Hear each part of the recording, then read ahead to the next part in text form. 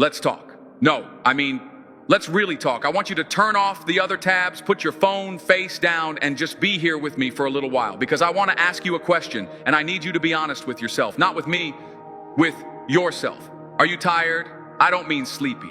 I mean a deep, soul-level tired. The kind of tired that comes from wearing a mask all day. The kind of tired that comes from smiling when you want to scream, from nodding when you want to argue, from pretending you're okay when every fiber of your being feels like it's about to shatter into a million pieces. Are you tired of being a ghost in your own life, watching the days, the weeks, the years blur into one another, while that fire inside you, that thing that makes you you, gets smaller and quieter and dimmer? You see other people and you see them living, they're launching the business, they're writing the book, they're traveling the world, they're falling in love, and you're watching from the sidelines, a spectator in the grand stadium of life, wondering, when is it my turn? You tell yourself. Tomorrow, you tell yourself. When I have more money, when I have more time, when the kids are older, when I'm not so scared, tomorrow, tomorrow, tomorrow. It's the most dangerous word in the human language because it's a promise you have no intention of keeping. It's a lullaby you sing to your own ambition to put it to sleep for one more night and another and another. And before you know it, you've built a prison for your dreams with bars made of tomorrows. What if I told you that the person you're meant to be is suffocating under the weight of the person you're pretending to be? What if I told you that the fear you feel, that cold, heavy dread in the pit of your stomach whenever you think about taking a real risk, is not a stop sign, it's a compass. It is pointing you directly toward the thing you are most meant to do, the life you crave, the success you dream of, the peace you ache for. It is waiting for you on the other side of that fear. And today, right now, in this moment, we are going to take the first step toward breaking down those prison walls. This isn't going to be another video you watch and forget. This is an intervention. This is an awakening. So take a deep breath, because the war for your life, the unspoken war that has been raging inside of you, it's time to finally start fighting back. Let's name the enemy, shall we? It's not your boss. It's not your finances. It's not your lack of opportunity. The enemy is a silent killer. It's a ghost that lives inside your head, and it has been sabotaging you since the day you were born. Its name is FEAR. But it's clever. Oh, it's so clever. It doesn't show up wearing a scary mask. It shows up in a suit and tie, carrying a briefcase full of logic and reason. It disguises itself as practicality. It whispers in your ear, don't be foolish. People like you don't do things like that. It disguises itself as humility. It says, who are you to want more? Just be grateful for what you have. It disguises itself as protection. It warns you, what if you fail? What will they think of you? You'll be a laughing stock. You'll lose everything. It's safer here. It's comfortable here. Just stay small. And so you do. You shrink yourself to fit into spaces you've outgrown. You quiet your voice so you don't make anyone uncomfortable. You dim your own light so you don't outshine anyone else. You trade your magnificent Technicolor potential for a safe grayscale existence, and you call it being realistic. That is the greatest lie you have ever been told. Fear is a con artist. It sells you a feeling of safety, but what it's really selling you is a life sentence in the prison of regret. Regret is a poison that seeps into your bones over time. It's the bitter taste in your mouth when you see someone else living the life you were too afraid to claim. It's the hollow ache in your chest when you lie awake at night, haunted by the ghosts of the ideas you never pursued, the chances you never took, the words you never said. Do you know what is truly terrifying? It's not failure. It's reaching the end of your life, looking back and realizing you never even tried. It's realizing that the only thing that was ever standing in your way was you, the version of you that listened to the fear, the version of you that believed the lies. That is a tragedy, and it's a tragedy we are going to prevent, starting today. You need to understand something. That fear you feel, it's not real. It's a phantom. It's a collection of past pains and future anxieties that have no power over the present moment, unless you give it power. It's a story you've been telling yourself for so long that you've started to believe it's true. But it's just a story, and any story can be rewritten. Now let's talk about the other lie. The big, shiny, seductive lie that our culture feeds us every single day. It's the myth of the chosen one, the overnight success, the person who just seems to have it all figured out. You scroll through your phone and you see them, the flawless entrepreneur, the brilliant artist, the perfect family, and their life looks so effortless, so polished, so easy. And you look at your own messy, complicated, beautifully imperfect life, and you think, what am I doing wrong? Why isn't it that easy for me?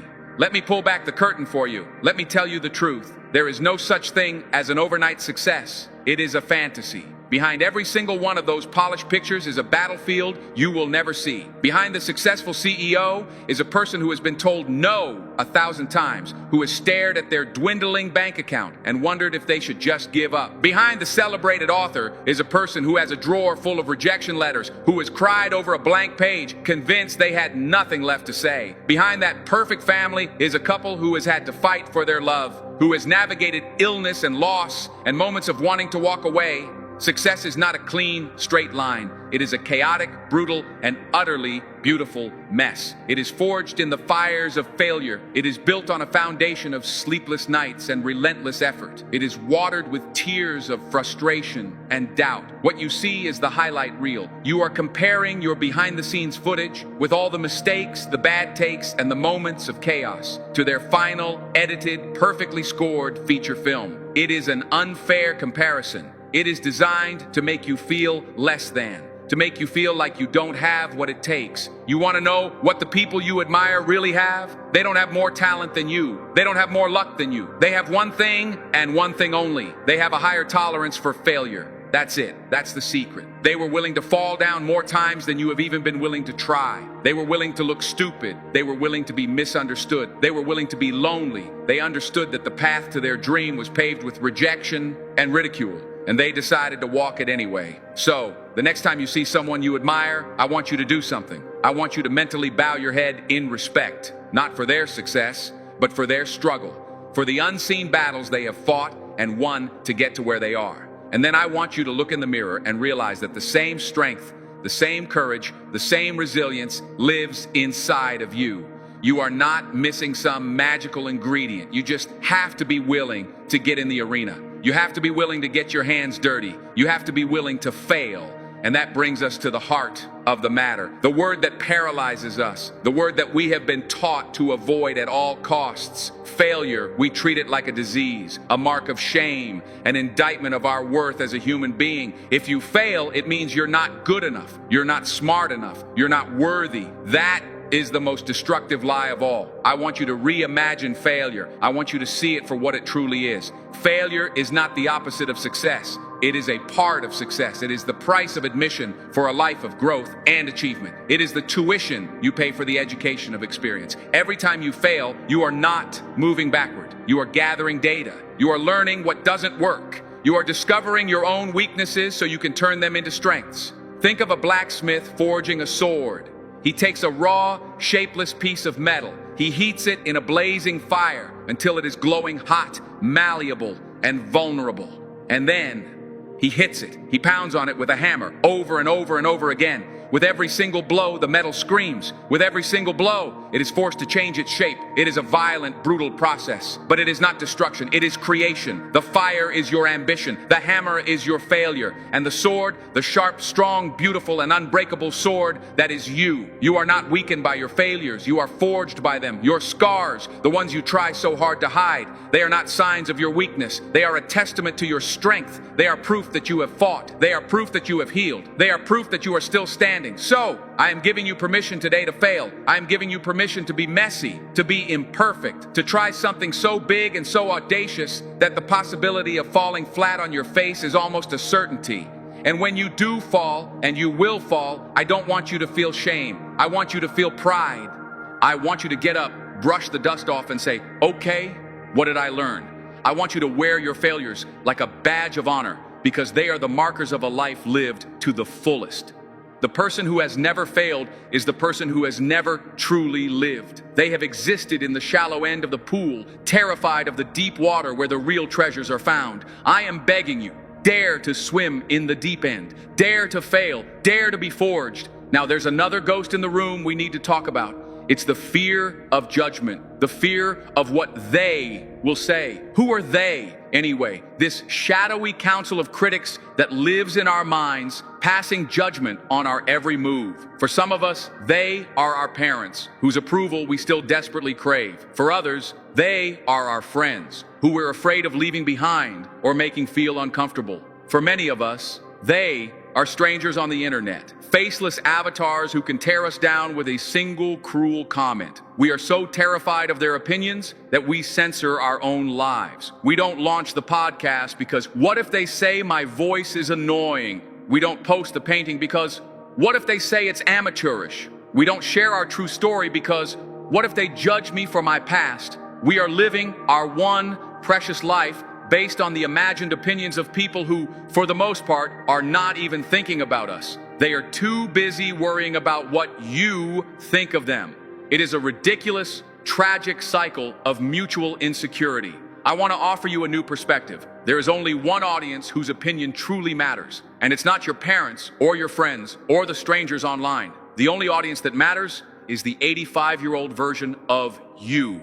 I want you to do a mental exercise with me right now. Close your eyes if you feel comfortable. Picture yourself at the end of your life. You are old, you are frail, your body is tired, but your mind is sharp, and you are looking back. You are playing the movie of your life in your head. What do you want to see?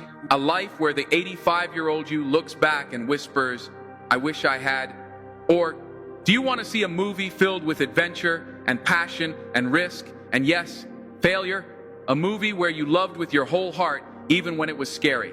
A movie where you pursued that crazy idea even when everyone else said it was impossible.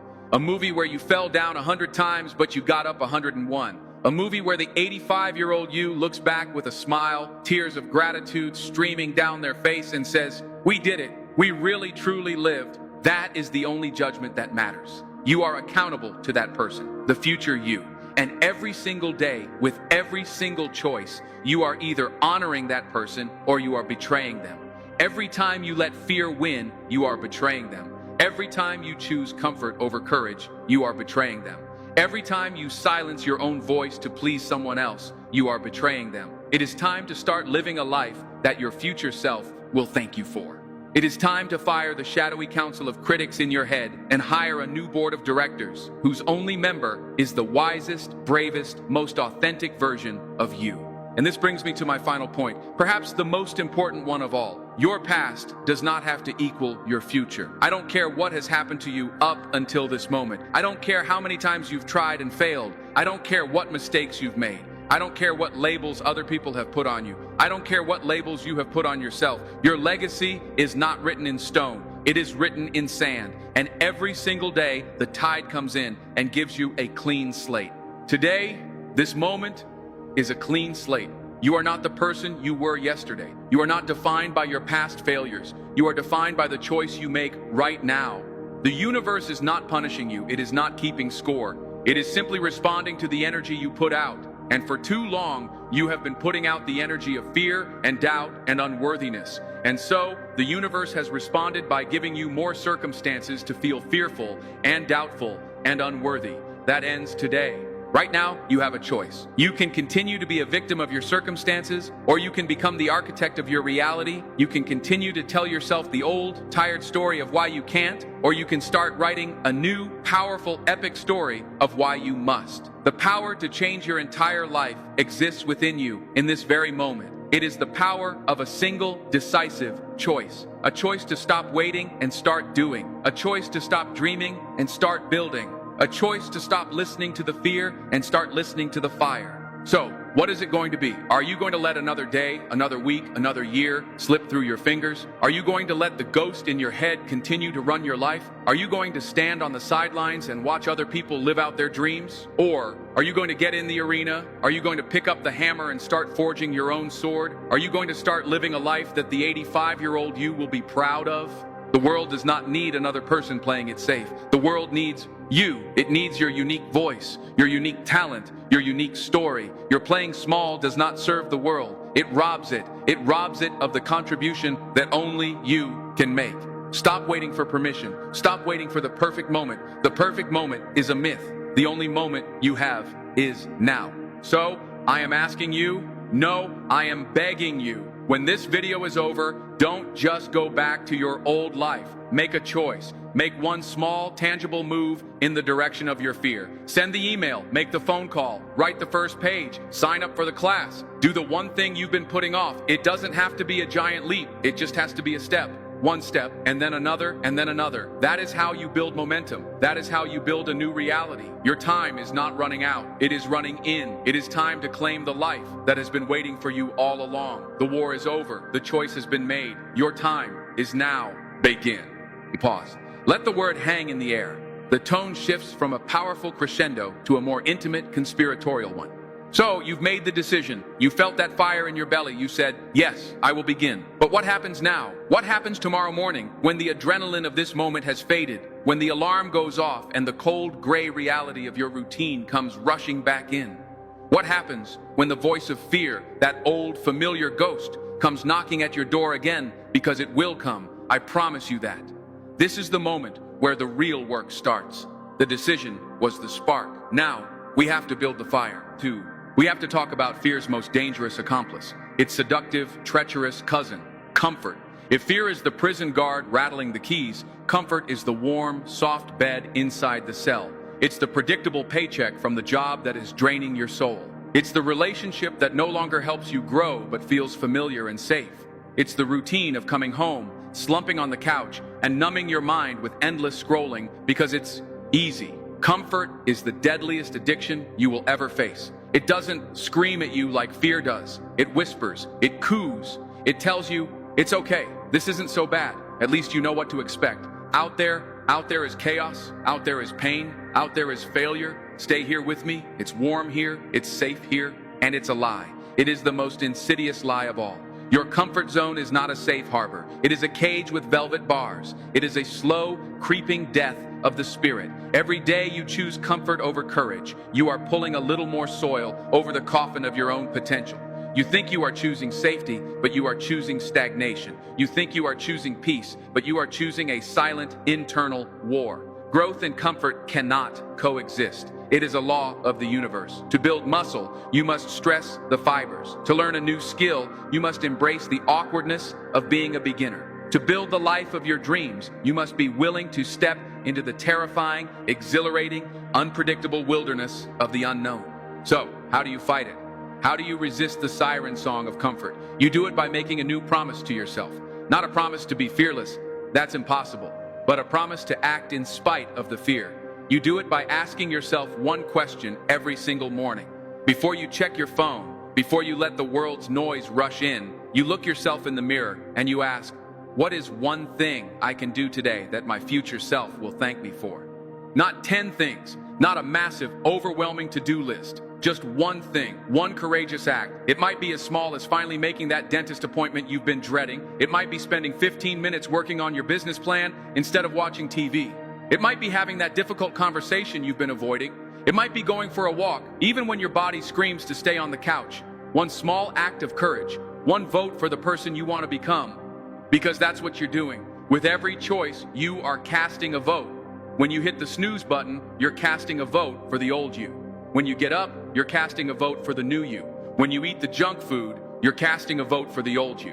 When you cook a healthy meal, you're casting a vote for the new you. The goal is not to win by a landslide on day one. The goal is to win by just one vote, today, and then do it again tomorrow, and the day after that. You build a new identity, not through grand declarations, but through the accumulation of these tiny, daily acts of integrity. And you cannot do this alone. This journey is too hard. The world is too loud. The voices of doubt, both internal and external, are too strong. You need a tribe. And I'm not just talking about friends, I'm talking about fellow warriors. I'm talking about the people who see the fire in your eyes and hand you more wood, not a bucket of water. Look around you. Look at the people you spend the most time with. Do they lift you up? Do they challenge you to be better? When you share a crazy dream with them, do their eyes light up with excitement for you? Or do they subtly change the subject or give you a list of all the reasons it won't work? This is one of the most painful parts of growth. Sometimes, the people who have been with you the longest cannot come with you to the next chapter of your life. Not because they are bad people, but because their comfort zone is threatened by your growth. Your courage is a mirror that reflects their own fear back at them, and that is an uncomfortable thing to see. You have to be willing to lovingly let some people go. You have to be willing to walk alone for a little while until you find the people who are walking in the same direction. Find the mentors, find the masterminds, find the communities, online or in person, of people who are also in the arena, getting their faces dirty. Surround yourself with the energy you want to embody. Their belief in you will be a lifeline on the days you can't find any belief in yourself. Your tribe will not let you quit. They will remind you who you are when you have forgotten. This is not a luxury. It is a necessity for the war you are fighting. Your breakthrough is not the result of that one final degree of effort. It's the result of all the degrees that came before it. The plateau is not a sign that your effort is being wasted. It is a sign that you are storing energy. You are building potential. You are accumulating the unseen force required for the phase transition. You are at 31 degrees. The breakthrough is coming. But you will only see it if you have the faith and the fortitude to keep turning up the heat when you see zero evidence that it's working. You have to fall in love with the process of turning up the heat. You have to find joy in the showing up, in the swinging of the axe, regardless of whether the tree is falling. You have to trust that your effort is not being wasted. It is being stored, and when the moment is right, the ice will melt, the tree will fall, the breakthrough will happen. Do not give up at 31 degrees. The world is full of people who gave up at 31 degrees. Be the one who has the courage to see what happens at 32. And how do you find that courage? How do you keep going? You do it by fundamentally shifting your identity. This is one of the most powerful psychological shifts a human being can make. We are so focused on our goals. I want to lose 30 pounds. I want to write a book. I want to start a business. These are outcome-based goals, and they're fine, but they have a flaw. They imply that you are currently in a state of lacking, and you are trying to get to a state of having. The problem is, what happens when you get there? Or what happens when the journey gets too hard? A more powerful way to think is in terms of identity. Instead of, I want to lose 30 pounds, the identity is, I am a healthy person. What does a healthy person do? They move their body. They eat nutritious food. They get enough sleep. They don't do these things to reach a goal. They do them because that is who they are. Instead of, I want to write a book, the identity is, I am a writer. What does a writer do? They write every day, whether they feel inspired or not, whether the words are flowing or not. They don't write to finish a book. They write because they are a writer. It is their practice. It is their being. Do you see the difference? When your actions are aligned with your desired identity, you are no longer striving. You are simply being. Every time you go to the gym, you are not just working out, you are casting a vote for the identity of, I am a fit person. Every time you sit down to write, you are casting a vote for, I am a writer. Every time you treat someone with kindness, you are casting a vote for, I am a compassionate person. You are not trying to change your results. You are changing the person who produces the results. And when you change the person, the results change automatically. So, I ask you, who do you want to be? Not what do you want to have? Who do you want to be? Get ridiculously clear on that identity. Write it down. Describe that person in vivid detail. How do they walk? How do they talk? How do they handle challenges? How do they treat people? How do they spend their time? And then, every single day, start casting votes for that identity. Start asking yourself, what would a writer, athlete, entrepreneur, leader do in this situation? And then do that. You are not faking it until you make it. You are being it until you become it. This is not a trick. This is the fundamental law of self-creation. Your habits shape your identity, and your identity shapes your reality. But as you start to change, as you start to embody this new identity, you will encounter another powerful enemy. It's a subtle one, a quiet one. It's the thief of joy, the killer of momentum. Its name is comparison. In the history of humanity, we have never been more connected, and yet we have never been more afflicted by the disease of comparison. You have a good day. You cast a few votes for your new identity. You feel proud. You feel like you're making progress. And then you pick up your phone. You open an app. And in an instant, all of that progress evaporates. You see someone who is further along than you, someone who is more successful, someone who looks happier, richer, more beautiful. And that warm feeling of pride is replaced by a cold, sickening feeling of inadequacy. You see their perfectly curated highlight reel, and you compare it to your messy, chaotic, behind-the-scenes reality. You see the summit of their mountain, but you don't see the treacherous 10-year climb it took to get there. You see their victory, but you don't see their 10,000 failures. Comparison is a game you will never win, because there will always be someone ahead of you. It is a rigged game designed to keep you small and dissatisfied. The only person you should be comparing yourself to is the person you were yesterday. That is the only comparison that matters. Am I a little bit better today than I was yesterday? Did I cast one more vote for the person I want to become? Did I learn one new thing? Did I get up one more time than I fell? That is the game, your race, your lane.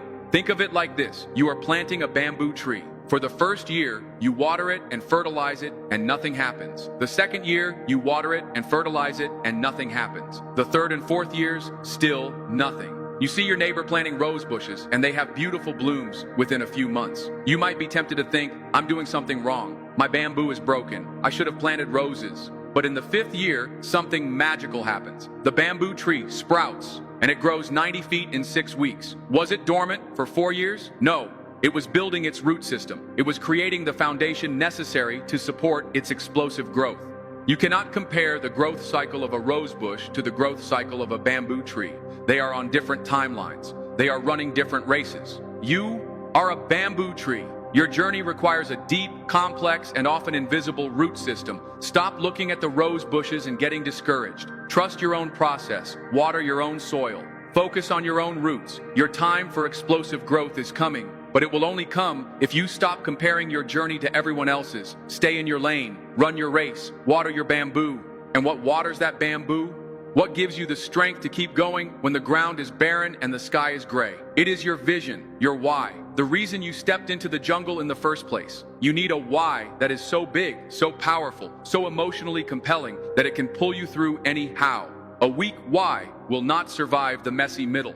I want to make more money. That's a weak why. Money is a byproduct. It is not a deep, soul-level driver. I want to be famous. That's a weak why. Fame is fleeting and hollow. You need to go deeper. What is the impact you want to have? Who are the people you want to help? What is the problem you feel called to solve? What is the legacy you want to leave behind? Your vision must be about something bigger than you. It must be about service. It must be about contribution. Because on the days you don't have the strength to do it for yourself, you will find the strength to do it for them, for your family, for your community, for the world. I want you to spend some time with this. I mean, really spend time with it. Get away from all the noise. Sit down with a pen and paper, and don't get up until you have an answer that makes you cry. An answer that gives you goosebumps. An answer that feels like it was pulled from the very core of your soul. Write out your vision in excruciating detail. What does that future look like? What does it feel like? What does it smell like? Who is there with you? What are they saying? How do you feel in your body? Make it a multi-sensory, high-definition movie in your mind. And you need to watch that movie every single day. When you wake up in the morning, before the world gets its hands on you, you play the movie. When you're feeling discouraged and want to quit, you play the movie. When you're facing a setback and fear is creeping in, you play the movie. That vision is your North Star. It is your sanctuary. It is the fuel for your engine of discipline. It is the reason you will get up off the mat when you've been knocked down for the 10th time. Because you're not just fighting for yourself anymore. You are fighting for that vision, and that makes you unstoppable. This journey, this war for your life, it is ultimately a journey of faith. It's the faith to take the first step into the jungle without a map. It's the faith to keep swinging the axe during the long plateau. It's the faith to believe you are a bamboo tree when everyone else is a rose bush. It's the faith to trust that your vision is not just a fantasy, but a preview of a coming attraction. And most of all, it is the faith in yourself. And this is where we come full circle. It's about your relationship with the person in the mirror. For too long, that person has been your worst enemy, your harshest critic, the one who replays your mistakes on a loop, the one who tells you you're not good enough, not smart enough, not worthy enough. You would never talk to a friend the way you talk to yourself. It's time to declare a truce. It's time to sign a peace treaty. It's time to start treating yourself like someone you are responsible for helping. This means practicing self-compassion. When you fail, when you fall short, when you have a bad day, you do not beat yourself up. You do not spiral into shame. You treat yourself with the same kindness and understanding you would offer to a dear friend. You say, okay, that was tough. You're human. You made a mistake. What can we learn from this? How can we do better tomorrow? I still love you. I'm still on your team. Self-compassion is not an excuse. It is the oil that keeps the engine of discipline from burning out. The person who can pick themselves up with kindness will always go further than the person who beats themselves down. It also means celebrating your wins. All of them, no matter how small. We are so focused on the giant, distant goal that we forget to acknowledge the progress we're making along the way. Did you get out of bed without hitting snooze? Celebrate it. Did you drink a glass of water instead of a soda? Celebrate it. Did you write one paragraph? Celebrate it. Do a little dance, fist pump the air, say yes out loud. This isn't silly, this is neuroscience. You are training your brain to associate positive feelings with the actions that move you forward. You are creating a positive feedback loop that makes you want to do more of it. Acknowledge your effort, honor your courage, be your own biggest cheerleader.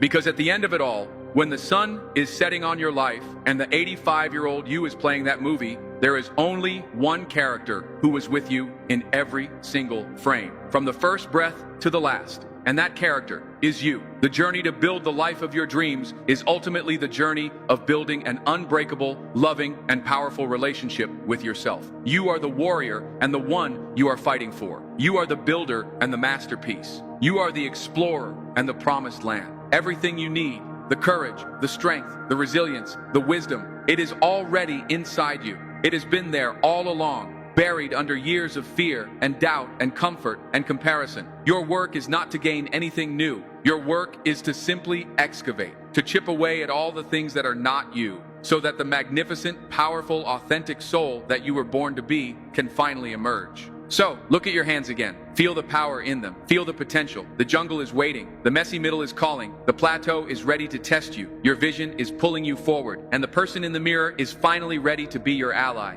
The question is no longer what you will build. The question is, how brightly are you willing to shine? Go, be the light.